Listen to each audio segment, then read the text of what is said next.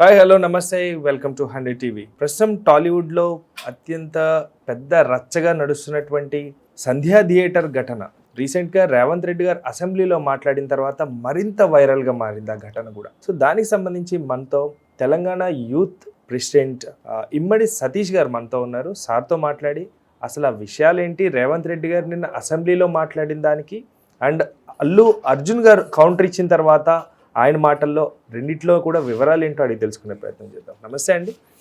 So నిన్న రేవంత్ రెడ్డి గారు అసెంబ్లీలో సంధ్యా థియేటర్ ఘటన మాట్లాడిన తర్వాత ప్రతిగా అల్లు అర్జున్ గారు కూడా మాట్లాడటం జరిగింది. సో ఈ రెండు వాదనలు విన్న తర్వాత అసలు ఎవరు కరెక్టు, అసలు జరిగింది ఎంతవరకు వాస్తవమో, అసలు కరెక్టేనా? 100% రేవంత్ రెడ్డి గారు ఈ రాష్ట్ర ముఖ్యమంత్రి గారు చేసిన పని 100% కరెక్టే. ఎందుకంటే ఒక సెలబ్రిటీ, ఒక విఐపి, గొప్ప వాళ్ళకు పెద్దవాళ్ళకి ఒక న్యాయం, లేని వాళ్ళకు పేదవాళ్ళకు న్యాయం కాకుండా సరైన న్యాయం అంటే తప్పు చేస్తే ఎవరికైనా ఒకే శిక్ష అనే విధంగా ఉన్నోడు పేదోడు ఏం లేదు, ఉన్నోడు పెద్దోడు పేదోడు ఏం లేకుండా మామూలు వ్యక్తులకు ఎలాంటి జరుగుతుందో అలాంటి సిస్టమే తీసుకొచ్చాడు. పబ్లిక్ న్యూసెన్స్ అయిన తర్వాత, అక్కడ ఒక వ్యక్తి చనిపోయిన తర్వాత పోలీస్ ప్రొటెక్షన్ ఏం చేయాలో, వాళ్ళ విధి విధానాలు ఏం చేయాలో చేస్తున్నారు. అది అంతవరకు నడుస్తూనే ఉంది, బాగానే ఉంది.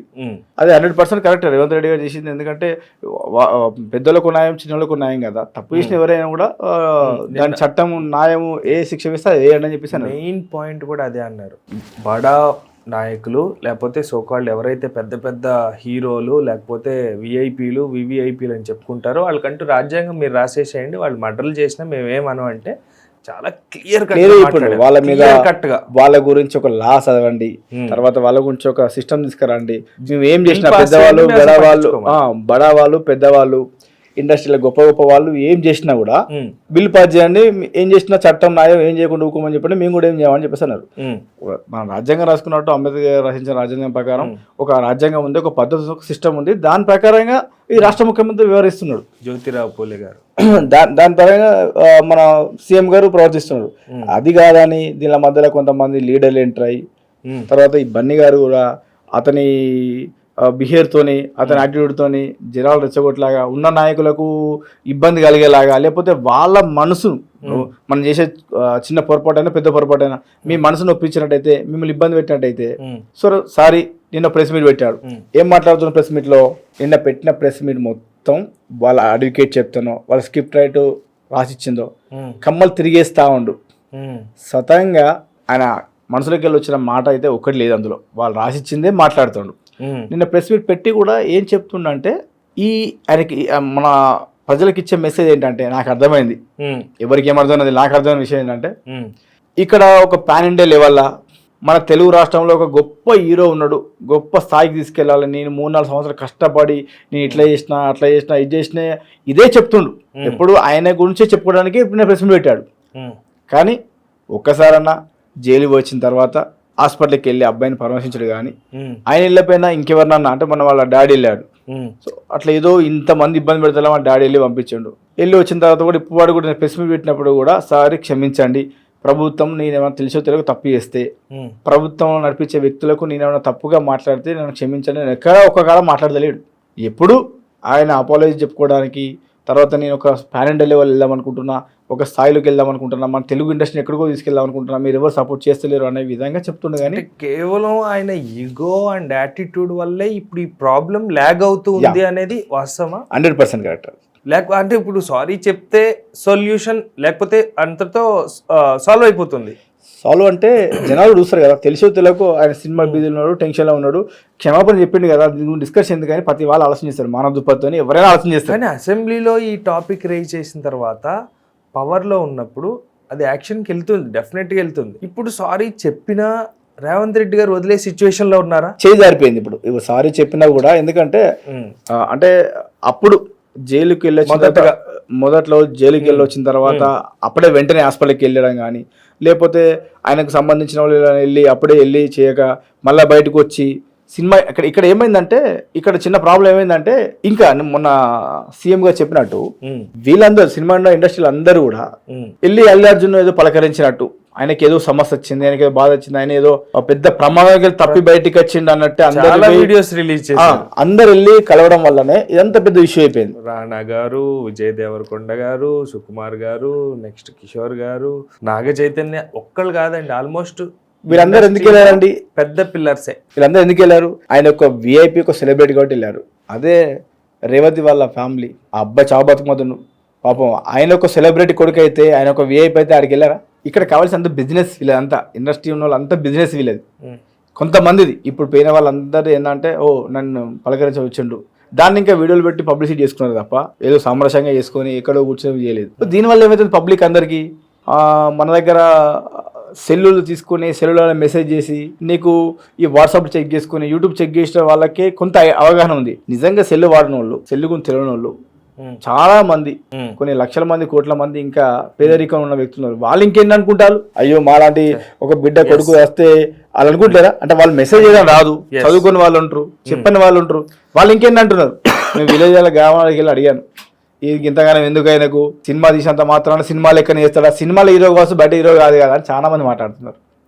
ఇట్లాంటివన్నీ ఏంటంటే ఇంకోసారి ఇలాంటివి కాకుండా, ఇలాంటివి జరగకుండా ప్రతి వాళ్ళు వివరిస్తే బాగుంటుంది. ఇప్పుడు ఈయన వల్ల సినిమా ఇండస్ట్రీ మొత్తం బాధపడుతుంది. ఎందుకంటే బెనిఫిట్ షో క్యాన్సిల్ చేశారు.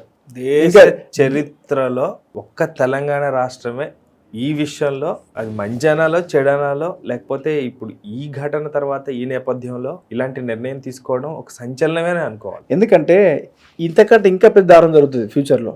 జరిగినప్పుడు ఆల్రెడీ గతంలో ఒక ఆమె చనిపోయింది, మీరు ఎట్లా బెనిఫిట్ షో ఇచ్చారని గవర్నమెంట్ను తిట్టి దుమ్మెత్తి పోసే వాళ్ళు ఉంటారు. అంటే ఇప్పుడు మీ మాటల్లో రేవంత్ రెడ్డి గారు నిన్న మాట్లాడిన తర్వాత ఇండస్ట్రీకి ఇప్పుడే జస్ట్ స్టార్ట్ అయింది, కట్టెని తీసారంటారు. స్టార్ట్ అయిపోయింది, జస్ట్ ఇప్పుడు ఒక్కొక్కటిగా లైన్ లోపలికి వస్తూ ఉంటాయి. ఇప్పుడు ఇక మీద కూడా వీళ్ళు ఇండస్ట్రీ అంతా ఒక సెటిల్ చేసుకుని ఒక సిస్టమ్గా పోకపోతే అనేక రకమైన ధర్నాలు, ఇంకా అనేక రకమైన ఘోరాలు జరుగుతూ ఉంటాయి. అంటే ఇప్పుడు దీనికి బీజం వేసింది అల్లు అర్జున్ గారే అంటారు. అంతే కదా, ఆ రీజన్ ఏదైనా అల్లు అర్జున్ వల్లనే ఇండస్ట్రీ ఈ రోజు మైల్ స్టోన్ ఇప్పుడు స్టార్ట్ అయింది.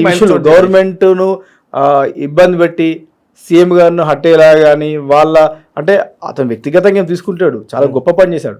చట్టం తన పని తను చేసింది, న్యాయం బెయిల్ ఇచ్చింది. ఎవరికైనా మామూలుగా రేపు నేను తప్పు చేసినా, మీరు తప్పు చేసినా, ఎవరు తప్పు చేసినా అలాంటివే జరిగింది.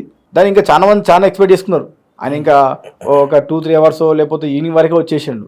ఇంకా వేరే వాళ్ళైతే ఈ పరిస్థితి ఎంతకన్నా భయంకరంగా ఉండు చేసిన పరిస్థితి కదా, ఒక నిండు ప్రాణం పోయింది కదా. రేవంత్ రెడ్డి గారు చేసేది, సీఎం గారు మాట్లాడేది, ఆయన వాళ్ళ ఇంట్లో మనిషికి వాళ్ళ ఇంట్లో కుటుంబానికి ఏదైతే జరుగుతుందో చేస్తాడో, వాళ్ళ కుటుంబంలో వాళ్ళ ఫ్యామిలీలో ఏదన్నా సమస్య, బాధ, వాళ్ళ ఇంట్లో చనిపోతే ఎలాంటి పనిష్మెంట్ ఇస్తాడో సేమ్ రేవంత్ చనిపోతే అలాంటి శిక్షణ జరిగింది. సో అంటే గవర్నమెంట్ ఇప్పుడు బడా బాబులకి ప్రియారిటీ ఇవ్వాలి, పెద్దలకి ప్రియారిటీ ఇవ్వకుండా మామూలు సామాన్య ప్రజలకు ఎలాంటి న్యాయం జరుగుతుందో అలాంటి న్యాయం చేస్తుండు. ఇక్కడ రియల్గా న్యాయం చేస్తుండు, ప్రజలకైతే న్యాయం జరుగుతుంది, 100% ఒప్పుకుంటా. సార్ ఇంకొక పాయింట్, రేవతి గారి కుటుంబం ఇలా బాధలో కూరుకుపోయిన తర్వాత వాళ్ళు కేసు విత్డ్రా చేసుకున్నారు. అల్లు అర్జున్ గారు సరే 5 గంటల్లో వచ్చాడా, గంటలో వచ్చాడు, 2 గంటల్లో వచ్చాడు, ఇన్ఫ్లుయెన్సర్ డబ్బు ఆడిండి ఏదో చేసినాడు, వచ్చాడు, అయిపోయింది. నిన్న ఈ కమెంట్స్ చేసిన తర్వాత ఒక్కసారిగా వైరల్ అయింది. అంటే నా క్వశ్చన్ ఏంటంటే, కేవలం ఆయన రేవంత్ రెడ్డి గారి పేరు మర్చిపోయి కవర్ చేశాడా, లేకపోతే అలా చేయడం వల్లే ఇప్పుడు రేవంత్ రెడ్డి గారు ఇగో హట్ అయిందా? లేదా రేవంత్ రెడ్డి గారు సీఎం గారి ఆలోచన అట్లా ఉండేది, సరే నన్ను ఏదో గౌరవించాలి, అదైతే తప్ప రైటా? అంటే ఇది మీరు అడిగినందుకు చెప్తున్నాను. ఫస్ట్ ఆఫ్ ఆల్ ఒక పెద్ద మనిషిని, రాష్ట్ర సీఎం గారిని గౌరవించబోవడం ఈయన తప్పు. తెలిసి చేశాడో తెలియజేశాడో, మరి అది ఏం మైండ్లో పెట్టుకుని చేశాడో కూడా ఆయనకే అర్థం కావాలి. మీరన్నట్టు ఆ ఈగో యాటిట్యూడ్ వల్ల కొంచెం అలా ఏం లేదు, నాకు తెలిసి చెప్తున్నా. నేను ఇంతమంది నేను చూస్తున్నా, ఈ మధ్య కేటీఆర్ గారు కూడా, అతను కూడా చాలా అని ఒక మంత్రిగా వివరించిన వ్యక్తి, 10 ఏళ్ళు ప్రభుత్వంలో ఉండి అన్ని విధాలు చూసుకునే వ్యక్తి. అతను కూడా ఎన్ని మాట్లాడినా కూడా ఏ ఒక్కరోజు కూడా రేవంత్ రెడ్డి గారు రివర్స్గా మాట్లాడలేదు. అనేక రకం మంది అనేక రకం మాట్లాడుతున్నారు సీఎం గారిని, అలా అంటున్నారు. ఆయన ఎప్పుడు ఇగో అట్టు కాలేదు. ఎందుకంటే నేను రియల్గా నేను కాంగ్రెస్ వ్యక్తిని కాదు, నేను టీఆర్ఎస్ వ్యక్తిని కాదు, ప్రజల మనిషిని, ప్రజల తరపున మాట్లాడుతున్నా. రేవంత్ రెడ్డి గారు సీఎం అనే వ్యక్తి ఎంత కష్టపడి పైకి వచ్చిందంటే అలా వచ్చింది. ఈ రోజు కూడా ఒక సీఎం లెక్క అయితే బిహేవ్ చేస్తలేడు. మామూలు వ్యక్తి ఎట్లుంటుండో, ఓ సాధారణ వ్యక్తి కార్యకర్త ఎట్లుంటుండో అట్లే ఉంటుండే కదా. నేనేదో సీఎం అయినా, నేను సీఎం లెక్క మెయింటైన్ చేయాలనేది ఎక్కడ కనబడలేదు. ప్రజలకు కూడా అదే న్యాయం చేస్తాడు. ఏదైతే ఎప్పుడు ఈరోజు నేను చూస్తూనే ఉన్నా ప్రతి క్షణము ఏదైనా ప్రజలకి ఈ 6 పథకాలు ఎలా ప్రజలకు వెళ్ళాలి అనే విషయంలోనే తప్పిస్తాను కానీ ఏ ఒక్క రోజు కూడా ఆయన స్వార్థం చూసుకోవడం కానీ ఆయన కోసం చూసుకోవడం అట్లా అనుకుంటే స్వార్థం చూసుకోవాలనుకుంటే బండితో మంచిగా ఉండి బండితో పెట్టి చూసుకుంటే కొన్ని కోట్ల రూపాయలు వస్తాయి కదా. పాయింట్ వచ్చింది కాబట్టి అంటే ఒక్క నేను ఏమంటున్నా అంటే ఇప్పుడు బడా బాబులతో మంచిగా ఉండి వాళ్ళ దగ్గర కోట్లు తీసుకొని ఆయన హ్యాపీగా ఉండొచ్చు కదా, వాళ్ళతో గొడవలు పెట్టుకుంటాడు. గొడవ పెట్టుకునేంత వరకు మరి ఎన్కన్వెన్షన్ కూర్చేశారు కదా సార్. నాగార్జున గారి ఎన్కన్వెన్షన్ ఇంతమంది ప్రజలు అంటే వాళ్ళకి ఈరోజు అన్యాయం జరుగుతుంది అనుకోవచ్చు కానీ రాబోయే తరంలో మన పిల్లలకు కానీ మన మనవాళ్ళకి కానీ వాళ్ళకి కానీ ఇంకా రాబోయే తరంలో కొంత ఉంచాలి.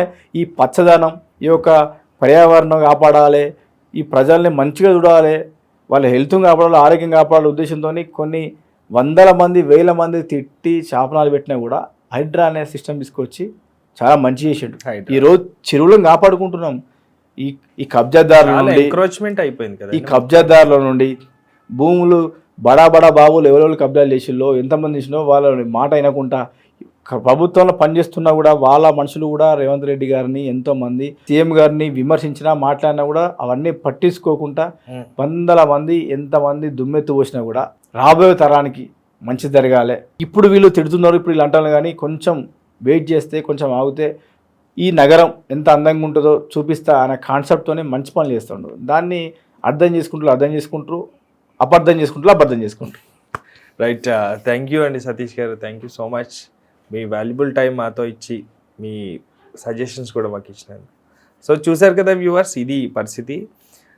రేవంత్ రెడ్డి గారు మాట్లాడిన తర్వాత అల్లు అర్జున్ గారు కూడా మాట్లాడటం జరిగింది. సో ఎవరు వెర్షన్లో వాళ్ళు మాట్లాడినప్పటికీ వాస్తవాలు అయితే సతీష్ గారు చెప్పినట్లో చాలా వరకు మీకు ఆన్సర్ దొరికే ఉంటుందని అనుకుంటూ సెలవు తీసుకుంటున్నాం.